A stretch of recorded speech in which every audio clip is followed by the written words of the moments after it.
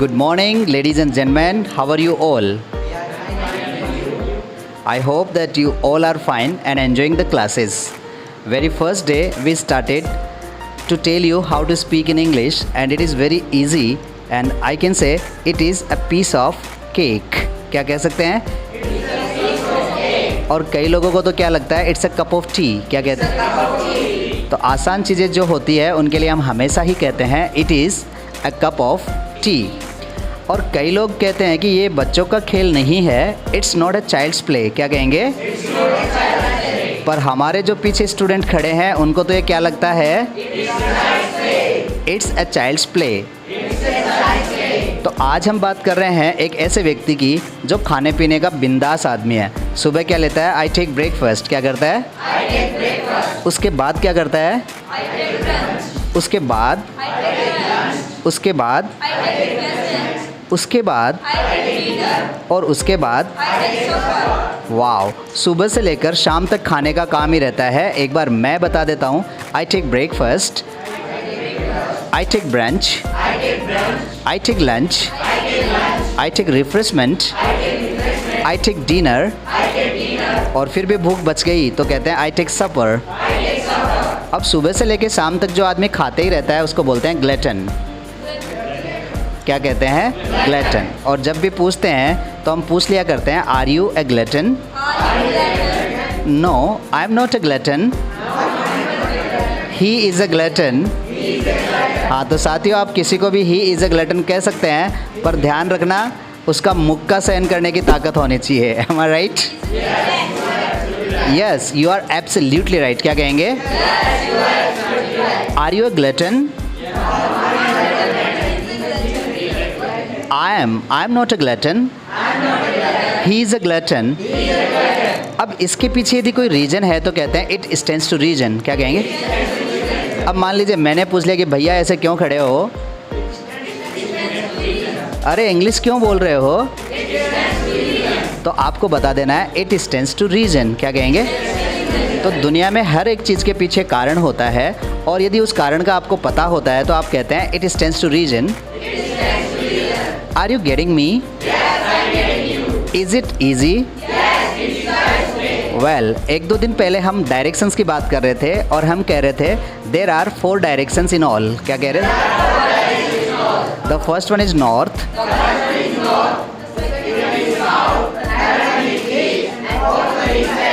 Wow, your English is very good. Thank you, sir.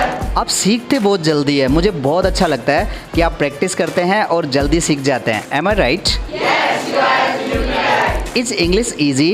Yes, it is nice. Wow.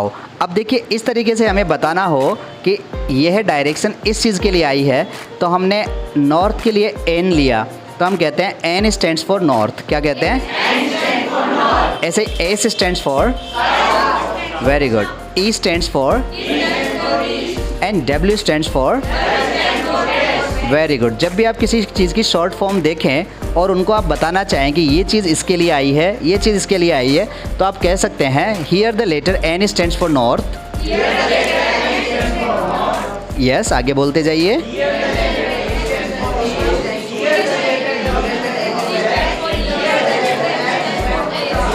Wow. अब देखिए, हमारे पास word था N, फिर था E, फिर था W और फिर था S. तो यहाँ न्यूज़ बन गया, तो हमारे पास टॉपिक आ गया न्यूज़पेपर. तो हम कल तैयारी करेंगे न्यूज़पेपर पे. फिर भी हम बताना ये चाह रहे हैं कि देयर आर 4 लेटर्स. क्या कह रहे हैं? Here the letter N stands for north. Here the letter and W stands for. जो बातें मैं नहीं बोल रहा हूँ वो पीछे वाले बोल रहे हैं. अब जो कैमरे पे मुझे देख रहे हैं उनको बोलने की आदत डालनी है, और आदत को बोलते हैं हैबिट. और मैं कहता हूँ मेक इट अ हैबिट. क्या कहूँगा? और जिन्होंने बना ली है वो कहते हैं I have made it a habit. क्या कहेंगे? कैसे कहेंगे? थोड़ा ज़ोर से बोल दीजिए. Wow, your English is very good. चलिए, ये था हमारा देयर इज़. इसी तरीके से आप क्या ये बता सकते हैं week of the days? There are 7 week of the days. No, there are 7 days of the week. क्या बोलेंगे?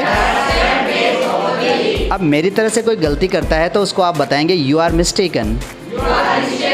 Excuse me, you are mistaken. अब कोई भाई जा रहा था और आपको लगा कि ये राम है और आपने कहा राम भैया, और वो पलट के देखा तो लगा कि रावण है, तो आपने कहा सॉरी, आई एम मिस्टेकन। या सामने वाला बोलेगा तो बोलेगा यू आर मिस्टेकन। तो हमसे जब भी गलती हो जाए तो कह सकते हैं you are mistaken, mind repeating. और कई बार तो हम सजा भी देते हैं, mind repeating from the beginning. तो हमारे पास कौन कौन से वर्ड होते हैं? Days of the week.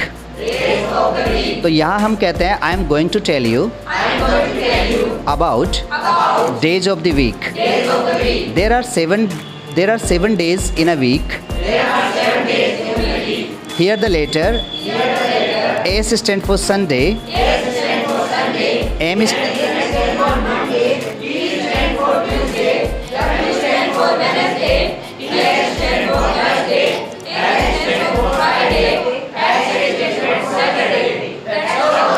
That's all। क्या कहते हैं? और इसका सबसे प्यारा पार्ट कौन सा है? That's और बिंदास तरीके से बोल दीजिए, थोड़ा आगे आके बोल दीजिए, थोड़ा पीछे जाके बोल दीजिए। Very good. ये टॉपिक हुआ हमारा प्रेजेंटेशन के लिए। अब हम थोड़ा आगे चलते हैं ग्रामर चेंज पे। आज की ग्रामर चेंज पे हम सीखने वाले हैं कैन, और कैन का मतलब होता है एबिलिटी। क्या होगा? अब कौन कौन सी एबिलिटी हो सकती है?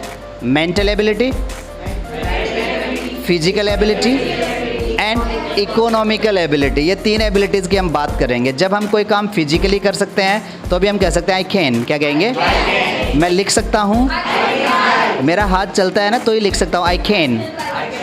अब इसमें मेंटल एबिलिटी भी है, क्योंकि जो लैंग्वेज लिख रहा हूँ वो मुझे आती है, तो मैं कह सकता हूँ I can write, I can speak Chinese. इसका मतलब मेंटल एबिलिटी है, मैं बोल सकता हूँ आई कैन। सो अपने पास फिजिकल एबिलिटी है, मेंटल एबिलिटी है। ऐसे मैं बुक्स खरीद सकता हूँ, I can buy books, I can solve the puzzle. तो जब कोई काम हम कर सकते हैं तो हम कहेंगे आई कैन। क्या कहेंगे? और नहीं कर सकते तो आई कैंट। क्या कहेंगे? कैन और नॉट दोनों को मिला के बोलेंगे कांट। तो इसके दोनों प्रोनाउंसिएशंस एक्सेप्टेड हैं, कांट एंड कैंट। आप कांट कहेंगे तो भी ठीक है, और आप कैंट कहेंगे तो भी ठीक है। I can't action, I can't solve the puzzle, I can't jump, I can't run, I can't drive a car. Wow, your English is very good. मैं सवाल पूछूंगा तो पूछूंगा can you drive a car. आज मना करना है, no I can't drive a car. Can you jump, can you sing. तो जब हम नहीं कर सकते तो मैं सजेशन दूंगा आपको, और सजेशन का मतलब है शुड। क्या कहूँगा? तो कोई भी काम करने का सजेशन दूंगा तो मैं कहूँगा यू शुड। आपको जाना चाहिए, आपको बोलना चाहिए, आपको देखना चाहिए, आपको लिखना चाहिए, आपको आना चाहिए। Wow, your English is very good. तो जब भी आप किसी को सजेशन देंगे तो अभी यहाँ मैं आपको पूछूंगा can you drive a car, तो आपको जवाब देना है no. Can you drive a car? जब भी आप सजेशन देंगे तो यही कहेंगे but you should drive a car. Can you solve the puzzle? No I can't solve the puzzle, but you should solve the puzzle. Can you lift the table?